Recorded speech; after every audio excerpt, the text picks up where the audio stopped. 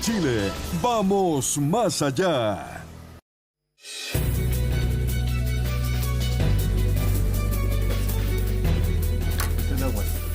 Estamos de vuelta aquí en Tolerancia Cero con nuestro segundo invitado, Juan Pablo Luna. Muchas gracias por estar acá, profesor de la Universidad Católica. Y además, no sé si te molesta, pero ¿te molesta mucho que digan que tú eres uno de los, así como, de los puntos cardinales, originales de lo que fue el Frente Amplio y todo lo demás? Como si es que toda esta gente necesitara de algo así como un líder mesiánico, digamos. No me molesta, pero no lo tengo para nada asumido. Yo soy un académico, investigo en muchos casos con fondos públicos, investigo temas públicos, por lo cual me interesa también participar de los debates del país. Y en función de esa participación hablo con mucha gente me llama para comentar o para preguntar sobre resultados de investigación que muchas veces están publicados en columnas o en libros. Y en ese ejercicio y en esa práctica que incorpora gente de Bópoli, gente exministros o subsecretarios del pasado gobierno, ¿sí? También he hablado con gente del Frente Amplio, he hablado, digamos, con cierta frecuencia en los últimos años con el hoy presidente de la República, pero yo no me asumo ni actúo como operador de nadie ni como inspirador de nadie. Ok. Entonces voy a partir con la primera pregunta, tomando un concepto que ha sido muy repetido esta última semana, que tiene que ver con las relaciones intergeneracionales. Creo que eso es algo que es relativamente obvio, son dos generaciones totalmente distintas. Se han dicho varias cosas por lado y lado. Ahora, que ese gobierno ocurre lo que planteó el ministro Giorgio Jackson, que una diferencia de valores entre ellos y la generación anterior. Ese tipo de cosas, ¿qué tan ciertos son en el sentido de creer eso para hacer la acción pública de una manera distinta? Yo creo que el Frente Amplio, digamos, en su crecimiento y en su formación, es de alguna manera fruto también del sistema en el cual comienza, digamos, a actuar políticamente, ¿no? Y en ese sentido, a mí me parece que hay una historia larga, ¿sí? En la cual lo que hoy es el Frente Amplio básicamente crece haciendo política en contra de la centroizquierda y lo que hoy denominamos el socialismo democrático. En parte también porque no tuvo lugar de crecimiento dentro de, ¿no?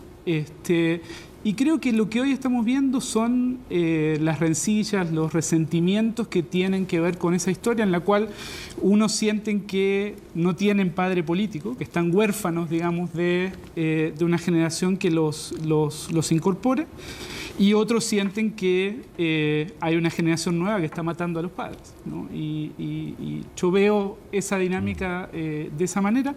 Obviamente es una dinámica que complica la gestión de este gobierno en particular, pero creo que hay razones y problemas grandes del país que justifican que de ambos lados se puedan dejar de lado y empiecen a actuar más coordinadamente. Acá. Juan Pablo, en una entrevista en La Tercera, usaste, voy a parafrasear, quizás no es la frase exacta, pero algo así que tú dijiste: el problema es que el gobierno gobierna pero no transforma. Es decir, diciendo que, claro, está ejecutando políticas, igual como lo han hecho sus antecesores, pero no está transformando.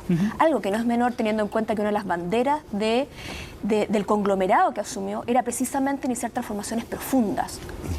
No lo está haciendo, ¿por qué crees tú? ¿Por un tema de que no dan el ancho? ¿De que es mucho más complejo el gobernar de lo que ellos creían y que la estructura que pusieron en marcha para el gobierno, ya sea la coalición que los sostiene, etcétera, no está funcionando? ¿O bien porque el contexto que les ha tocado es mucho más complejo del que cabía prever? ¿Cuál es el factor que los hace que no puedan transformar y se queden solamente en gobernar?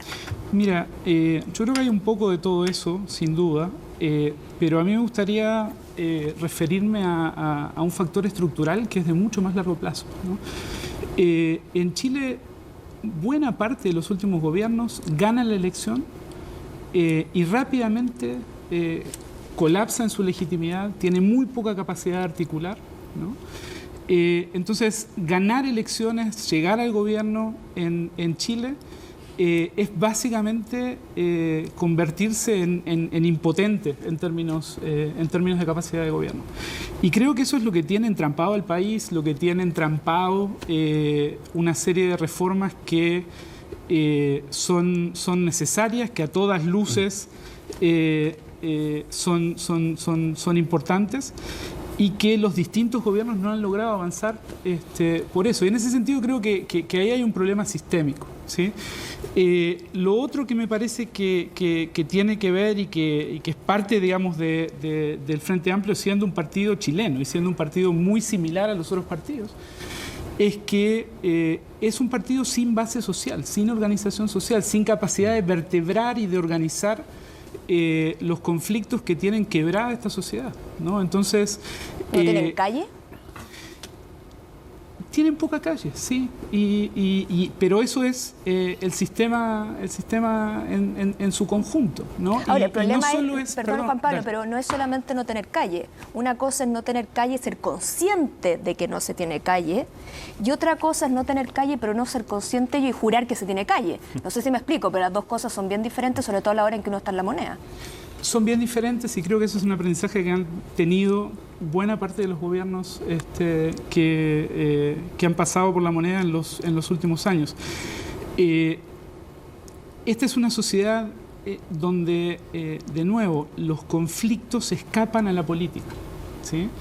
Escapan a la tramitación institucional, ¿no? Entonces tenemos un sistema entrampado arriba que mucha gente ve como muy polarizado, ¿sí? Yo lo que veo es un sistema crispado, veo un sistema muy atrapado por la polémica diaria, por la política más contingente, ¿sí? Y al mismo tiempo con fuerte incapacidad de ordenar los conflictos, de procesar los conflictos y de hacerlo con mínimos de legitimidad que permitan sostener las reformas que el país necesita y que está buscando. Y con faltas de liderazgo también, ¿no? También, sí. Y con liderazgos que son gobierno? muy poco funcionales a la articulación ¿También en este gobierno? colectiva. Sí, yo creo que es un gobierno... ¿Partiendo por el presidente Boric? A ver, yo creo que el presidente se ha destacado por lo menos por asumir rápidamente esas limitaciones, ¿no? Y creo que... Pero eso no es muy esperanzador, pues, Juan Pablo, porque cuando uno necesita liderazgo, el asumir que no se puede... Yo creo que al menos abre la posibilidad de articular acuerdos más amplios de los que se han podido articular en el pasado. Juan Pablo, Sí. te quería llevar a la convención, que tú la has seguido de cerca, digamos, todo lo que ha ocurrido. Y mi primera pregunta es, ¿tú crees que este concepto de la casa de todos fue una fake news o fue una utopía o era algo posible de alcanzar que claramente no se alcanzó? Sí, mira, nosotros seguimos y lo seguimos en Aquí se debate convención, Sí. cerca de 40 programas, Así es. tratando de tomarle el pulso a la convención. A ver, yo creo que era muy difícil por diseño para la convención, ¿sí? Solucionar el problema constitucional y hacerlo bien en un plazo tan corto y administrando tanto resentimiento y tanta diferencia, ¿no? Yo siempre, perdón que lo ejemplifique con esto, pero empiezo un curso en la Católica, un curso de pregrado, mostrando una foto de una zona marginal de Santiago a mis estudiantes, y hasta hace muy poco, hasta luego del estallido, cuando les preguntaba, bueno, ¿de dónde es esta foto? Hacía una encuesta y me decían, díganme de dónde es esta foto. Diré que la gran mayoría, 70-80%, me decía, eso es Centroamérica, ¿sí? Esa foto era y luego yo se los mostraba, era a 5 o 6 cuadras del campus San Joaquín donde estaban tomando clase, ¿sí? Si en vez de bajarse del metro y caminar hacia el aula, caminaban hacia el otro sentido, en dirección sur, estaban en Centroamérica, ¿sí? Ese es el nivel de quiebre social, ¿sí? Que de alguna manera la convención y el sistema político también tiene que administrar, ¿no? Y en ese sentido, Juan Pablo... Entonces, sí. solo para terminar, entonces a mí me parece que plantear la casa de todos, luego de que ese quiebre se manifiesta, se politiza, ¿sí? Se tramita con dificultad en esta idea de la Convención Constitucional, es no darse cuenta el tipo de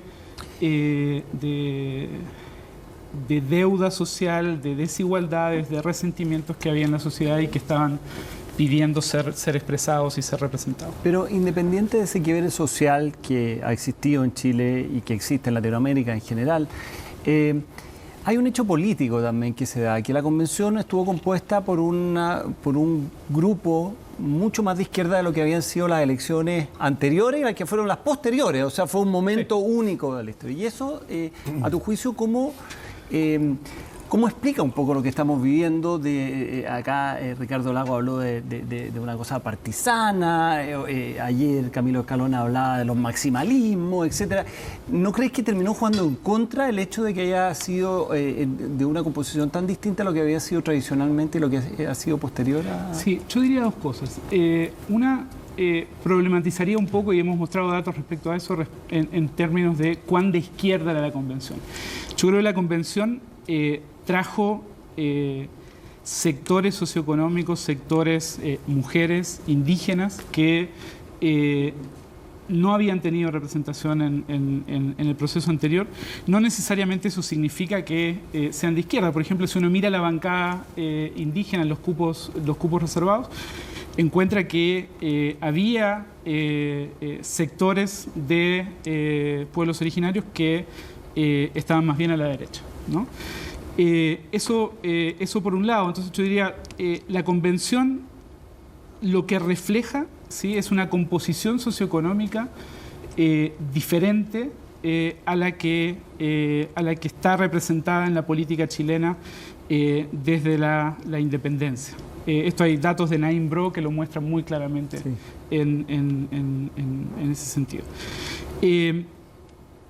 Eso por un lado. Por otro lado, ¿qué es lo que pasó en el transcurso, digamos, del proceso de la convención?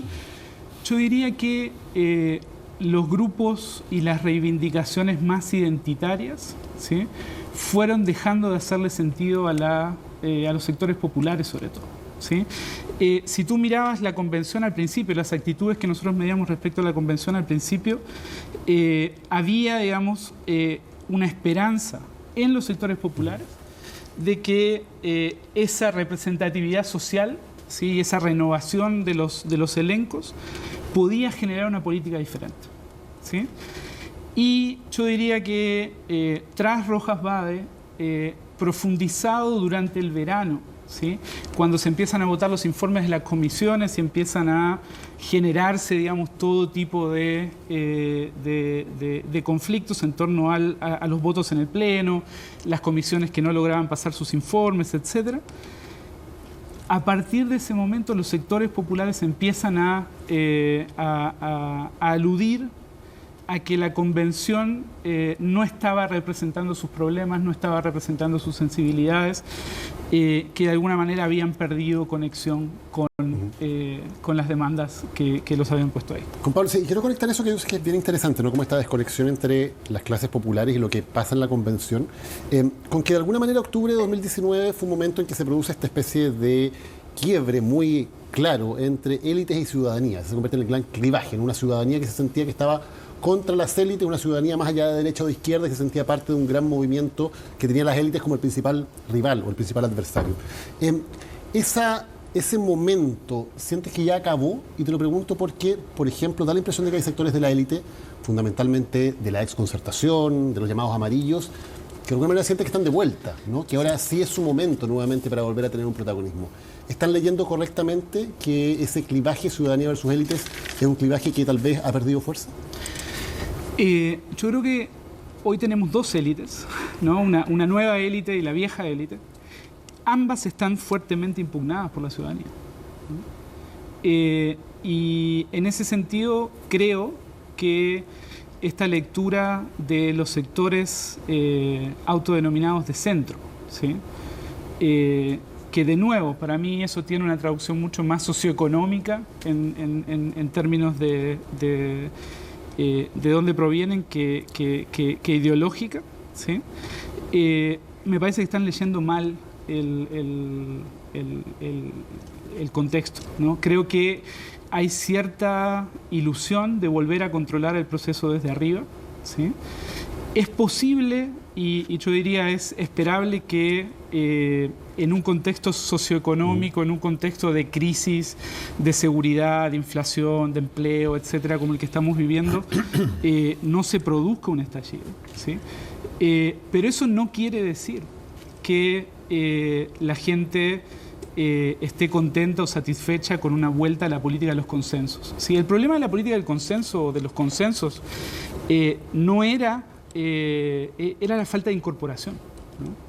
Entonces lo que Chile requiere de alguna manera es cómo generamos consensos que al mismo tiempo incorporen sectores que hoy están fuera de la política y fuera de... Juan Pablo, la pregunta es, el escenario que se abre, si gana el rechazo, que de acuerdo a las encuestas parece el escenario más probable hoy día, el escenario que se abre el 5 de septiembre. Porque por un lado vemos una ciudadanía que probablemente está cansada, que tal vez no tiene ningún entusiasmo por comenzar todo de nuevo en otro proceso constituyente, pero por otro lado que tampoco tiene la más mínima confianza en lo que puede hacer sencillamente los políticos poniéndose de acuerdo en el Congreso.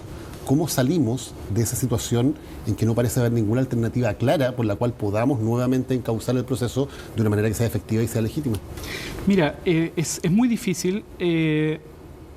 Yo tratando de ser propositivo, un par de cosas. Por un lado, yo creo que hay que desconstitucionalizar un poco la discusión. Es difícil decirlo en un contexto como el que estamos viviendo, pero a mí me parece que los problemas grandes que hoy tiene Chile, aunque tengan raigambre constitucional y que tengan que ver con las estructuras que vienen de la Constitución del 80, hoy no se solucionan solo cambiando la Constitución del 80, ¿no? Tenemos problemas con el modelo de desarrollo, cómo va a crecer, cómo va a distribuir recursos de esta sociedad, cómo lo va a hacer de modo sostenible, cómo va a proteger a los sectores que pierdan con ese modelo de desarrollo y que tengan que pagar una transición eventualmente. Tenemos problemas de Estado, ¿no? La capacidad del Estado hoy está desafiada. Ustedes lo hablaban en el bloque anterior con referencia al tema de seguridad. Y tenemos problemas de sistema político. Con la vieja o la nueva Constitución, gane el rechazo o gane el apruebo, tenemos actores políticos que transversalmente están impugnados por la ciudadanía, que son poco legítimos para la ciudadanía, y por tanto no solo no tenemos un texto, digamos, que genere un consenso razonable, sino que también tenemos actores y fórmulas que por distintos motivos y desde distintos lugares están siendo cuestionadas. Sí, Juan Pablo, ahora, como tú describes lo que está ocurriendo, uno podría anticipar que para que lo que tú estás señalando tenga característica orgánica, debieran pasar una serie de cosas. Por ejemplo, tú debieras ver muchas más fragmentaciones en los partidos tradicionales de lo que está pasando. Y yo creo que van a haber. Y hay algunos que incluso ya están iniciando un movimiento de esos partidos, qué sé yo, que tienen mucha gana y que han tenido harta presencia en los gobiernos. ¿Esos partidos que tienen una flecha? Partidos que tienen flechas para un lado, que tienen flechas para otro lado, que tienen rojo, azul y amarillo, da lo mismo, pero a mí me da la impresión de que lo que tú estás describiendo es casi la antesala de lo que de alguna manera se vivió con otra lógica a finales de los 60, cuando se empiezan los partidos grandes Big Bang. Claro, un Big Bang enormemente grande. Ahora, es cierto que en la convención hay una distribución de representantes de la ciudadanía que no se había dado nunca, jamás en la historia. Pero también es cierto que hubo elecciones normales de gobernadores regionales y de gobernadores, etcétera, que dio más o menos la típica qué sé yo, estructura clásica de los partidos tradicionales. ¿Cómo se resuelve esa crisis entre algo que está aguantándose, donde tú ves que hay personas dentro de los partidos que toman posiciones aparte, que no discrepan del presidente o presidenta de aquello? En algún momento dado eso tiene que hacer eclosión, ya sea para unirse o para definitivamente separarse. Sí, yo creo que un par de cosas. Creo que la diferencia con los 60 es que hoy los partidos como organizaciones son mucho más débiles, ¿no?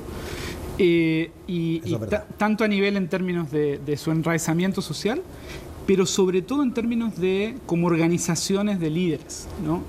Yo veo mucho personalismo en los partidos, veo mucho individualismo en los partidos, y eso termina debilitándolos y haciendo que esos quiebres muchas veces tengan significados diversos y que no puedan leerse ni siquiera en términos como de fracciones, ¿no?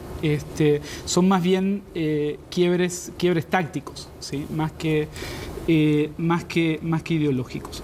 Lo segundo, yo creo que el proceso que viene después del 5 de septiembre debe incorporar a los partidos políticos, pero debe trascender a los partidos políticos, ¿no?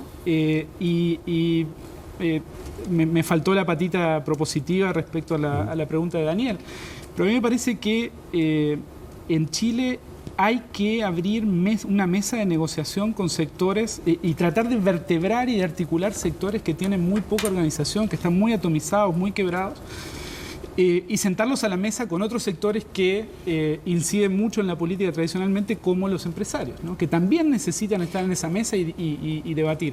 Y solo para terminar, me parece que en un contexto como el actual, de tanta fragmentación, hay una oportunidad perdida tal vez, ¿sí? Y que tal vez pueda funcionar, que tiene que ver con los gobiernos regionales. Tenemos estos gobernadores regionales, no tienen casi funciones hoy, están colgados, ¿sí?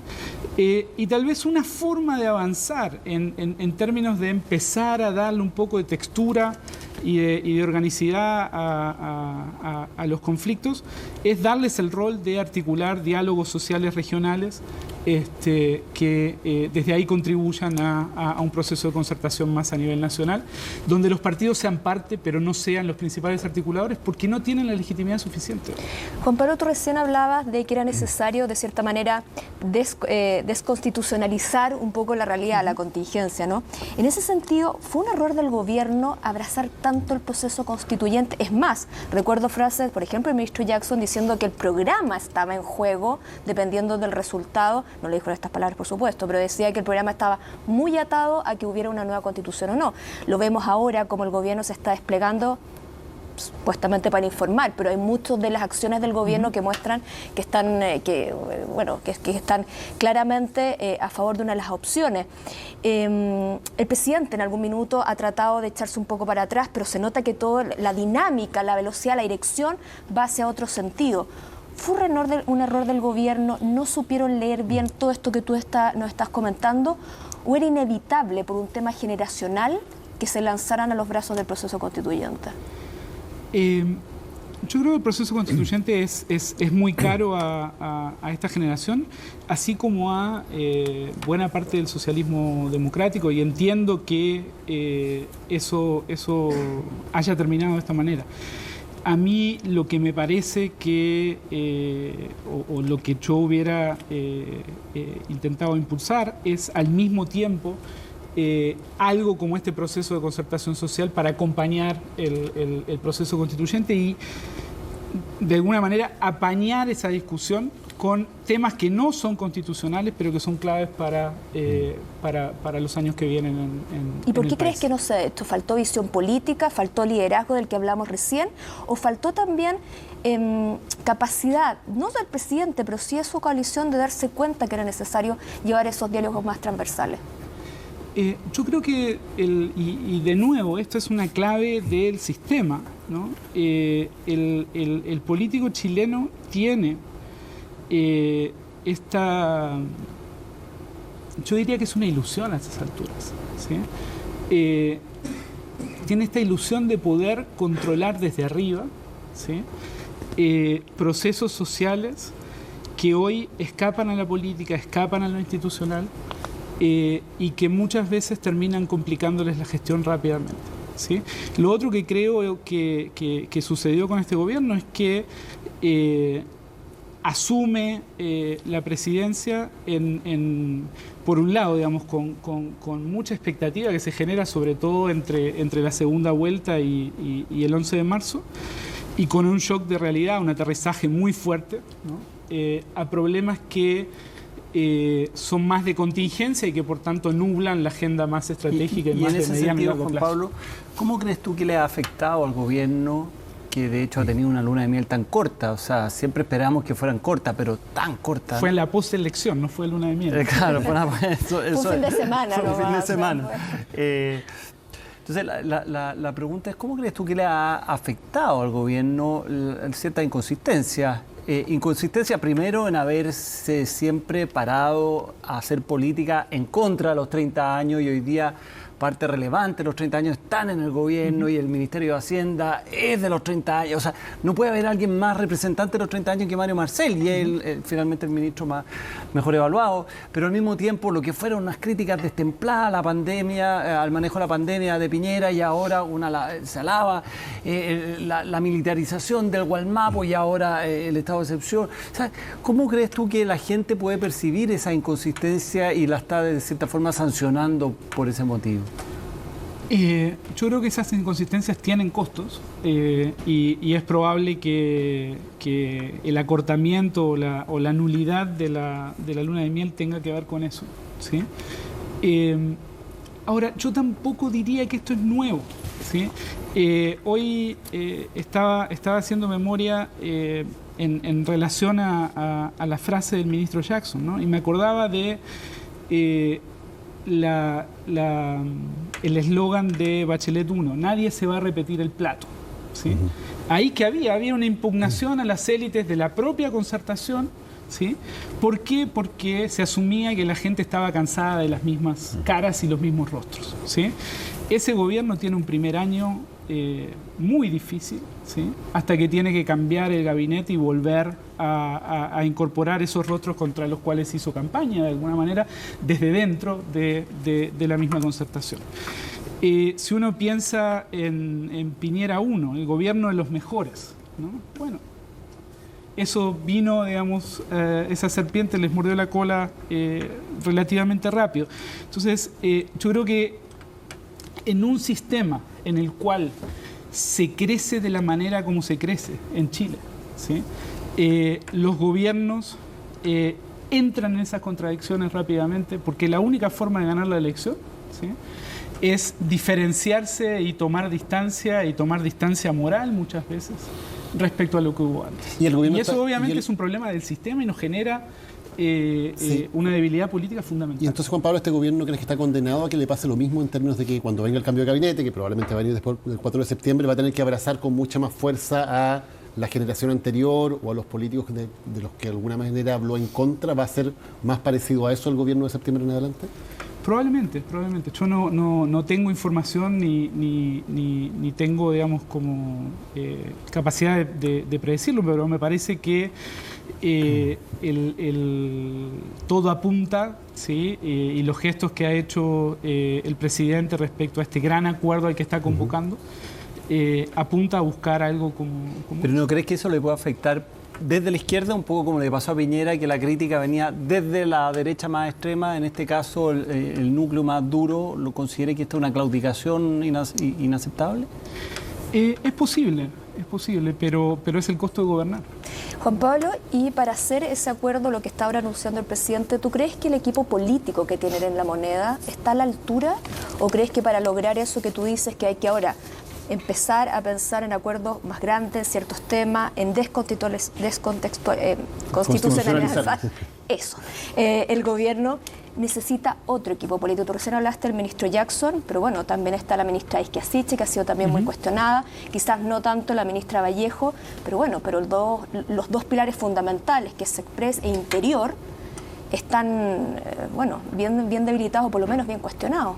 ¿Crees que da el ancho para hacer lo que necesita, lo que el presidente ha anunciado? Es muy difícil saber si da el ancho o no a distancia.